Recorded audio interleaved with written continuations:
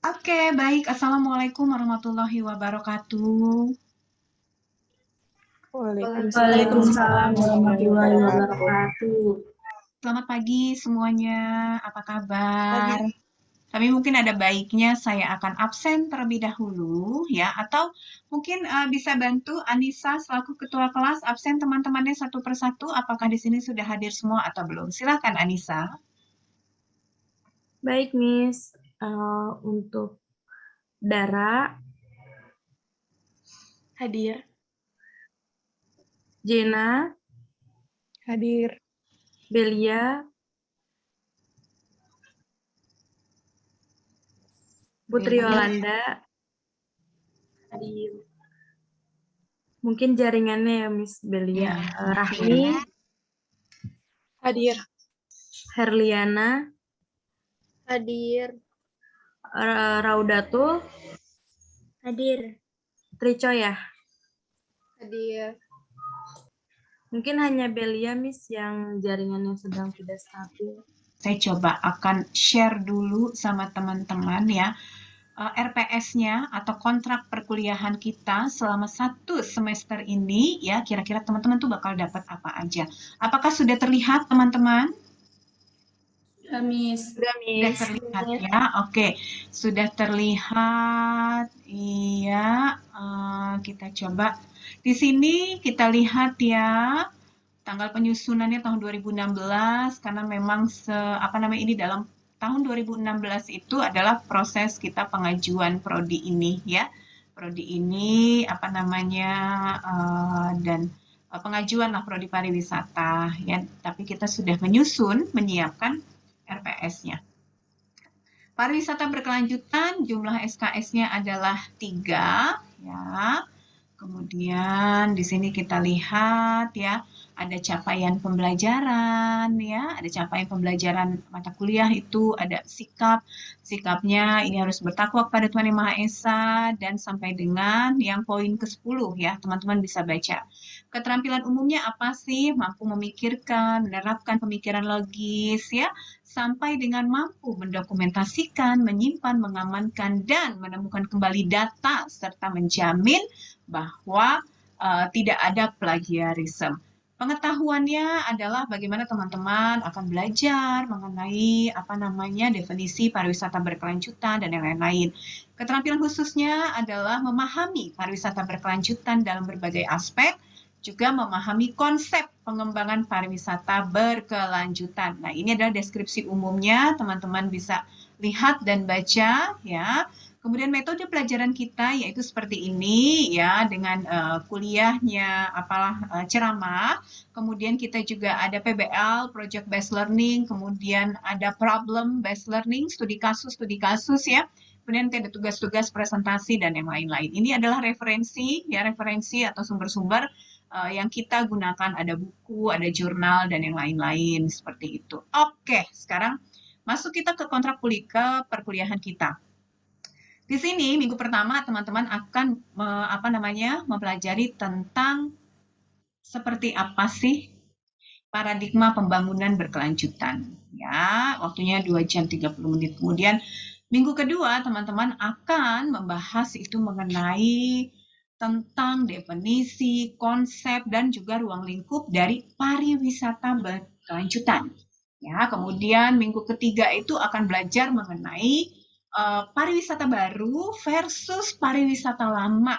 Biar kalian lebih simpel nih ya untuk melihatnya nih kurang lebih seperti ini. Ini adalah tampilan dari BAP-nya kita. Ya, kita lihat bahwa tadi ya pariwisata baru versus pariwisata lama, kemudian ada kebocoran dalam pariwisata, ada mass tourism versus sustainable tourism. Apa itu mass tourism? Apa itu sustainable tourism? Semester-semester yang lalu teman-teman tuh sudah belajar mengenai pengertian ini, tapi kita akan kupas secara tuntas lagi mengenai hal tersebut. Dan kita juga akan belajar tentang perubahan iklim. Setelah perubahan iklim, kita akan belajar mengenai biodiversity, keanekaragaman hayati, renewable energy. Teman-teman akan belajar loh tentang energi yang terbarukan atau renewable energy. Dan ini sekarang sudah menjadi sebuah apa ya, sebuah keharusan. Nah, minggu ke-9 ini dia nih CHSE dan Sustainable Tourism. Kita tahu dengan adanya pandemi saat ini, bahkan di semua lini usaha, terlebih di sektor pariwisata ya, pemerintah kita yaitu dari Kementerian Pariwisata Ekonomi Kreatif dan juga dari Kementerian Kesehatan ini bekerja sama. Selanjutnya itu adalah presentasi kelompok di minggu ke-10 sebelum kita UTS itu ada presentasi kelompok mengenai penerapan CHSE dalam pariwisata Indonesia. Nanti saya akan bagi menjadi 2 kelompok. Berikutnya itu adalah kita UTS ya teman-teman ya. Dilanjutkan setelah UTS, nah ini akan belajar mengenai ekowisata. Karena kalau kita bicara pariwisata berkelanjutan, pasti di dalamnya itu ada ekowisata, ada agrowisata, ada desa wisata. Minggu yang berikutnya lagi kita akan belajar mengenai sampah dan pariwisata. Baru yang terakhir, itu ada pada minggu yang berikutnya kita akan review semua materi untuk persiapan UAS ya. Sekaligus nanti ini UAS-nya adalah UAS project ya teman-teman. Jadi nanti mata kuliah pariwisata berkelanjutan, kemudian perencanaan destinasi dan juga manajemen atraksi, ini nanti ada tugas akhir ya, final project. Maka setiap tugas-tugas itu memang tidak jauh-jauh dari penerapan dan juga pemanfaatan IT. Nah, nanti tugasnya ini juga sama ya teman-teman, akan dibagi kelompok.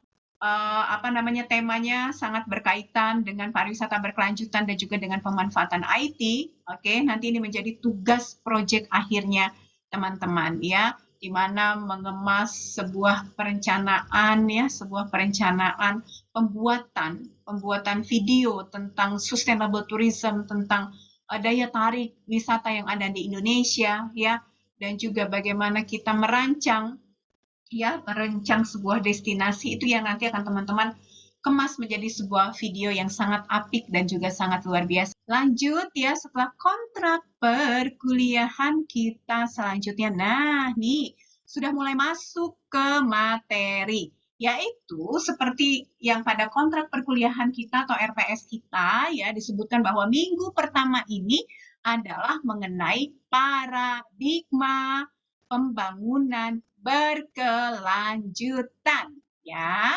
Kelihatan PPT-nya teman-teman? Terlihat, Terlihat ya. Oke. Selanjutnya ada alur kegiatan. Jadi selama 2,5 jam ke depan nih ya, ada alurnya, ada pendahuluan, ada connection, pemberian materi, penerapan, reflection, dan tambahan informasi. Nah, ini pendahuluannya. So, are you ready guys? Ready kah hari ini untuk menerima? Ready, Miss. Oh, ready. Semangat sekali ya. Oke, selanjutnya adalah welcome to the class. Nah, apa sih yang akan kita capai dalam pembelajaran ini? Yang pertama, katanya teman-teman akan memahami definisi pembangunan berkelanjutan. Kemudian memahami konsep pembangunan berkelanjutan, memahami strategi pembangunan berkelanjutan, dan memahami serta mengerti mengenai pendekatan pembangunan dan berkelanjutan. Pokok bahasannya di sini ada konsep pembangunan berkelanjutan, kemudian ada prinsip-prinsip pembangunan berkelanjutan, ada strategi pembangunan berkelanjutan, dan ada pendekatan pembangunan berkelanjutan. Tapi nih, sebelum kita mulai materinya, saya mau tanya dulu sama teman-teman semua, apa sih pariwisata berkelanjutan itu? Saya Miss, izin menjawab Miss. Silahkan.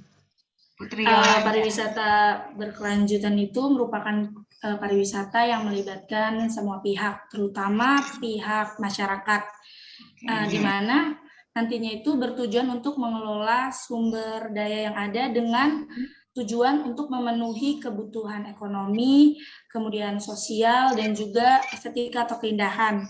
Nah, nantinya itu dari semua itu dibarengi atau kita sambil memastikan keberlanjutan budaya lokal, lalu sumber daya alamnya, dan sistem pendukung lainnya, Miss. Jadi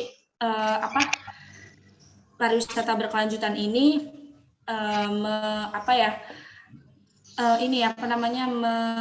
memastikan keberlanjutan dari budaya serta sumber daya alamnya, Miss. Oke, luar biasa, tepuk tangan dulu dong buat Putri Yolanda ya. Ini penjelasannya ya sangat lengkap dan memang sudah merangkum semuanya ya. Aduh, pinter banget sih. Jadi nggak salah memang Universitas Gunadarma yang memberikan beasiswa kepada teman-teman semua karena memang kualitasnya juga luar biasa ya. Kalau kata anak sekarang tuh apa namanya nggak kaleng-kaleng gitu ya, Bu ya. Nah, oke, pertahankan terus ya. Saya senang nih memang dari kelas ini dari sejak semester yang lalu gitu ya, karena teman-teman memang selalu aktif gitu. Nah, oke, tadi kan temennya sudah menyatakan mengenai pengertian dari apa itu pariwisata berkelanjutan. Sekarang kita akan melihat dulu seperti apa sih konsep pembangunan berkelanjutan dari pariwisata berkelanjutan ini. Kita akan menyaksikan video dulu ya, teman-teman ya. Ini sudah terlihat? Sudah, Miss. Sudah, Miss. Ya, tapi sebentar, saya harus checklist. Oke, sudah di checklist. Biar suara dan tampilan videonya. Pulau Sudah dengar suara? Indonesia adalah negara kepulauan terbesar Terdengar, Miss. yang pernah ada. Baik. Indonesia penuh pesona. Rumah bagi ratusan suku bangsa, surga bagi warisan dunia. Tersebar di sepanjang garis khatulistiwa, disucikan adat dan kearifan lokalnya.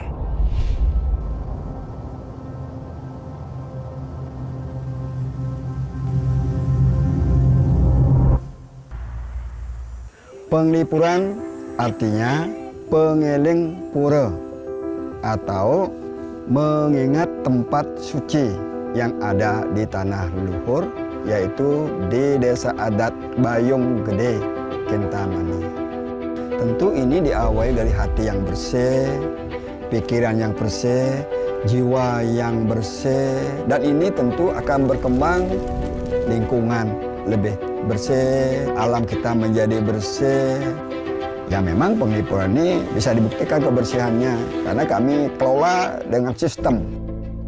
Nah, kebersihan wajib dijaga sehingga kami mampu meraih penobatan dari media sosial disebut sebagai salah satu desa terbersih di dunia. Investasi manusia dan alam itu harus dijaga kelestariannya.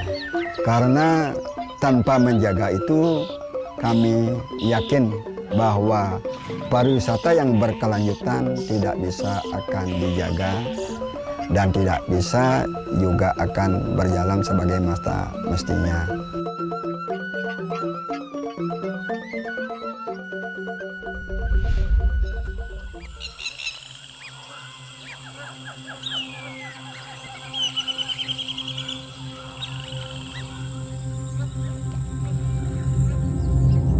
Gunung Kidul merupakan salah satu atau mempunyai destinasi pariwisata yang saat ini bisa dikembangkan ataupun sedang berkembang, kemudian juga banyak wisatawan yang berkunjung ke Gunung Kidul. Langgeran ini mempunyai potensi alam namanya Gunung Langgeran. Awal mula sebelum dinamakan Gunung Api Purba ini merupakan Gunung Langgeran. Setelah kami menyadari kami ada potensi di Gunung Api Purba ini, kemudian banyak wisatawan orang yang berkunjung di Langgeran ini, kami bersama-sama dengan masyarakat, kelompok-kelompok masyarakat mencoba mengolah potensi sehingga wisatawan bisa kita arahkan agar wisatawan orang yang datang ke Langgeran ini tidak hanya melakukan trekking naik gunung. Akhirnya kerja keras kami tidak sia-sia. Banyak penghargaan yang kami peroleh dengan kami mengembangkan pariwisata berbasis masyarakat. Salah satunya kami diapresiasi jadi salah satu desa wisata terbaik ASEAN atau CBD. Kemudian kami juga diapresiasi pemenang ISTA, Indonesia Sustainable Tourism Award, yang mengantarkan kami menuju ASTA, ASEAN Sustainable Tourism Award. Ini adalah sebuah capaian dari hasil kerja keras kami bersama masyarakat. Indonesia dengan paduan alam, budaya, dan manusianya adalah fakta yang menguatkan pariwisata bisa berkelanjutan. Pariwisata Nusantara berevolusi dan berkembang mengikuti kemajuan zaman. Demi keberlanjutan pesona Indonesia. Semakin dilestarikan, semakin mensejahterakan. Oke, baik. Bagaimana tanggapan teman-teman setelah melihat dari video tersebut? Gimana tanggapannya teman-teman? Boleh Jena Miss menjawab Boleh, tanggapannya. silahkan. Tadi kan yang ditampilkan di video-video tadi menunjukkan bahwa Indonesia itu sangat kaya akan potensi-potensi pariwisata yang ada. Seperti tadi contohnya itu ada di desa Penglipuran di Bali ya. Ya, Itu betul. merupakan desa yang terbersih katanya, terus dinobatkan sebagai desa terbersih di dunia. Dan itu kata si Bapak tadinya itu bahwa investasi manusia dan alam itu harus terus dijaga atau dilestarikan supaya kedepannya itu bisa berkelanjutan. Tadi yang kedua juga ada di Gunung Kidul kalau nggak salah itu juga potensinya itu sangat luar biasa seperti gunung Api Purba dan atau namanya itu Langgeran. Terus itu juga dinobatkan sebagai tempat ASEAN atau ISTA itu ASEAN Sustainable Award sebagai pemenang itu. Terus juga disimpulkan bahwa Indonesia berarti memiliki potensi-potensi yang ada sehingga itu harus terus dilestarikan supaya generasi yang bukan hanya sekarang tapi generasi yang akan datang juga bisa menikmati pariwisata yang ada di Indonesia. Seperti itu, Miss. Oke, betul sekali. Terima kasih, Semakin Jena. dilestarikan, semakin mensejahterakan. Ya, siap, Jadi Miss. semakin dilestarikan, semakin mensejahterakan, ya. Berarti di sini kita bisa tarik kesimpulannya, ya teman-teman, bahwa katanya kunci ataupun prinsip dasar dari paradigma pembangunan berkelanjutan ini tadi, ya, bahwa katanya semakin dilestarikan, semakin mensejahterakan. Begitu ya, teman-teman ya. Kurang lebih seperti itulah katanya ya. Nah, terus bagaimana sih strategi pembangunan berkelanjutannya? Ya, konsepnya ini tadi sudah dirangkum oleh Jena ya. Kemudian sasarannya jelas ya, pasti di sini adalah pemanfaatan ataupun pemerataan manfaat yang dirasakan gitu kan oleh masyarakat sekitar, yaitu kesejahteraan ya, ekonominya juga pasti akan meningkat, bahwa di situ ada faktor ekologi ya, ada alasan moral, ada ekonomi. Ini 3 alasan utama kenapa pembangunan itu harus berkelanjutan.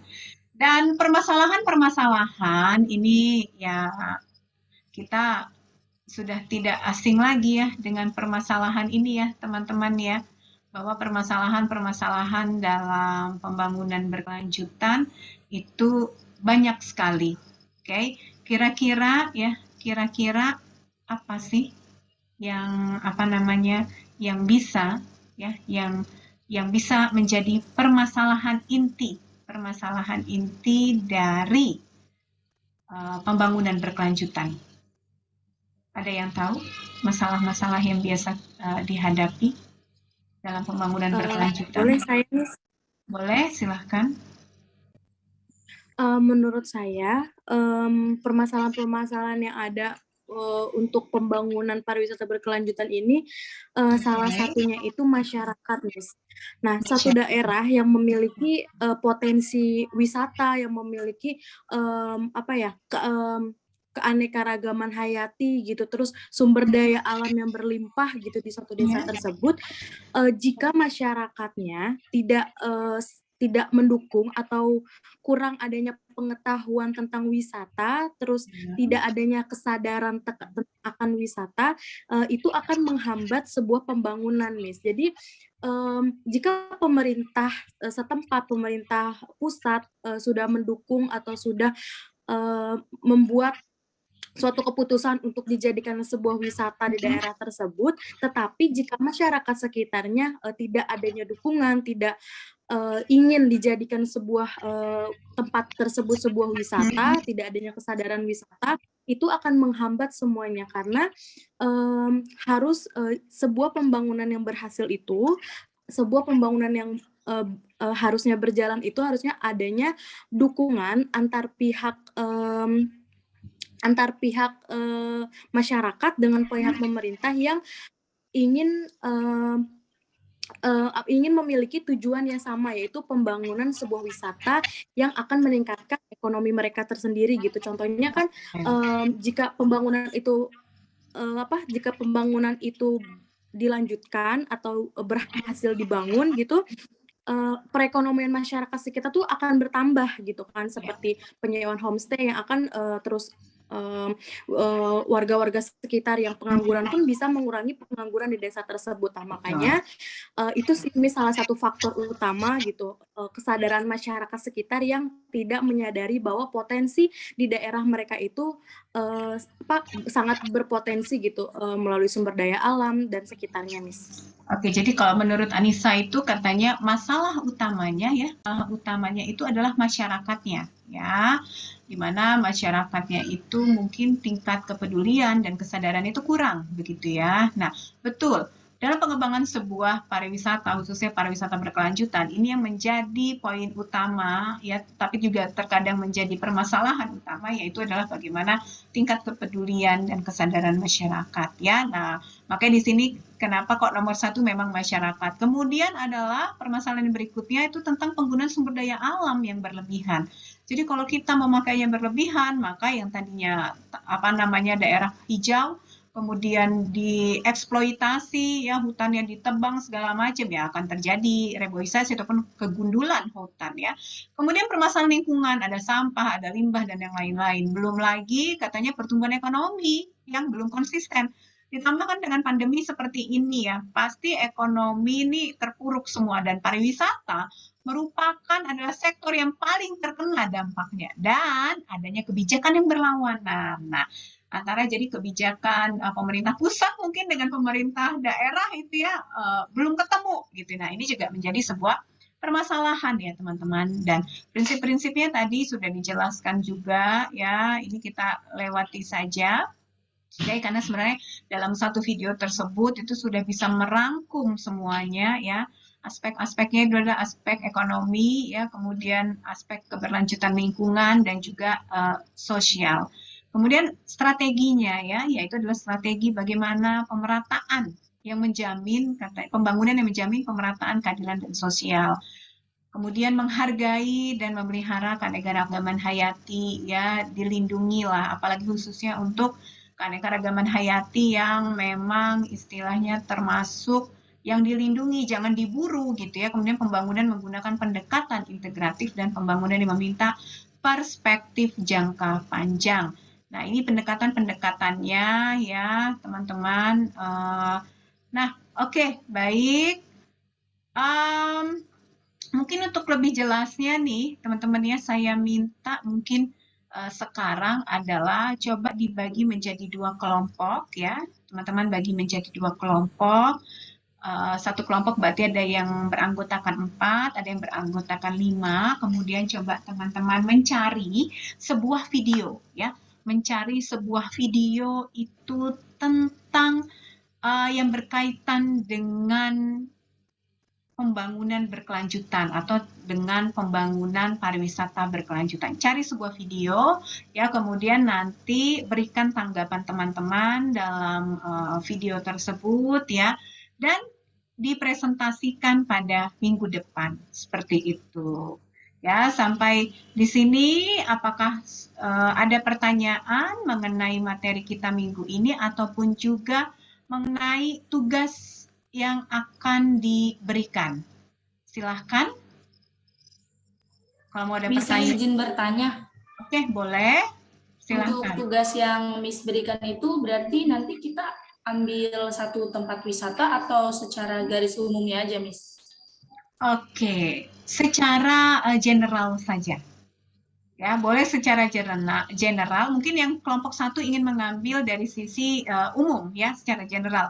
Kelompok yang satunya biar sedikit berbeda nih, biar nggak sama ya. Takutnya kan nanti sama-sama ngambil video itu, maka harus mengambil salah satu saja dari sebuah objek dan daya tarik wisata atau sebuah destinasi, gitu ya.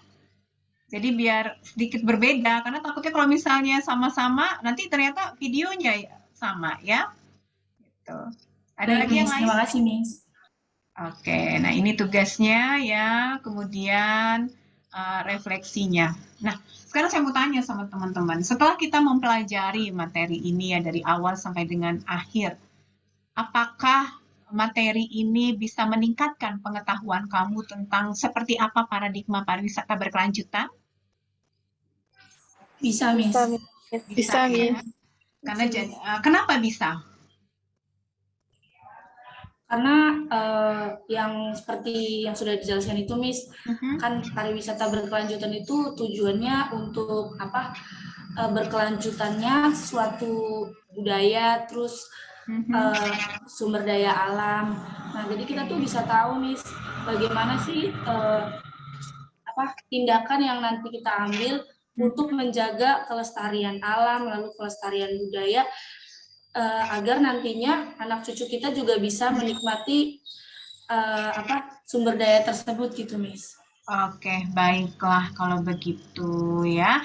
Nah, kemudian ini ada informasi tambahannya tadi ya, sebenarnya sudah saya utarakan bahwa kalau bisa si video tersebut ya atau tugas tersebut ya, kan nanti kan kamu tugasnya mencari sebuah video, kemudian nanti bisa teman-teman istilahnya bahas ya, komentari dari video tersebut. Nah, itu juga harus direkam juga gitu ya, dan juga di-upload di YouTube ya. Nah, sebelum kita tutup, saya juga akan menyampaikan bahwa untuk minggu depan ya, minggu depan itu berarti teman-teman akan mempresentasikan tugas yang minggu ini, kemudian juga kita akan mempelajari bahasan yang berikutnya tentang pariwisata berkelanjutan. Kalau yang sekarang kita belajar tentang paradigma pembangunan berkelanjutan, maka minggu depan akan kita lanjutkan yaitu tentang pariwisata berkelanjutannya akan kita bahas secara detail ya. Dan penutup dari saya, katanya menurut Abu Bakar Ashidik, tanpa pengetahuan tindakan tidak berguna, dan pengetahuan tanpa tindakan adalah sia-sia. Begitu teman-teman. Sekali lagi terima kasih untuk hari ini ya. Luar biasa sekali ya partisipasinya teman-teman. Kelas ini memang sangat-sangat luar biasa ya, dari mulai semester-semester lalu saya mengajar, dan mudah-mudahan dipertahankan terus, dan saya berharap teman-teman setiap harinya menjadi lebih baik. Dan mudah-mudahan apa yang saya sampaikan pada pagi ini dan juga apa yang teman-teman dapatkan pada hari ini bisa bermanfaat bagi teman-teman dan juga nanti bagi masyarakat ke depannya ya. Dari saya cukup sekian, terima kasih. Mohon maaf kalau misalnya ada salah dan kurang. Kalau misalnya ada salah dan kurang itu pasti datangnya dari saya. Oke, baik. Anissa ketua kelas, jangan lupa kita foto bersama dulu untuk dokumentasi kita ya. Ya. Tunjukkan senyum terbaik Anda. Boleh untuk yang memakai laptop, silakan mengambil foto. Anissa pakai handphone. Soalnya saya pakai handphone. Oke, baik. Bukan mungkin dengan teman yang lain. Boleh, Miss, saya, Miss? Boleh, silakan. Oke, siap ya teman-teman. Okay. 1, 2, 3. Oke, satu lagi. 1, 2, 3. Oke. Oke, baik. Sekali lagi terima kasih untuk hari ini. Kita ketemu lagi ya pada hari Senin yang akan datang di mata kuliah Manajemen Atraksi Wisata. Ya, mata kuliah yang lain maksudnya ya. Oke, baik. Terima kasih. Wassalamualaikum warahmatullahi wabarakatuh. Selamat siang. Bye. Waalaikumsalam warahmatullahi wabarakatuh. Terima kasih, Miss. Sama-sama. Terima kasih.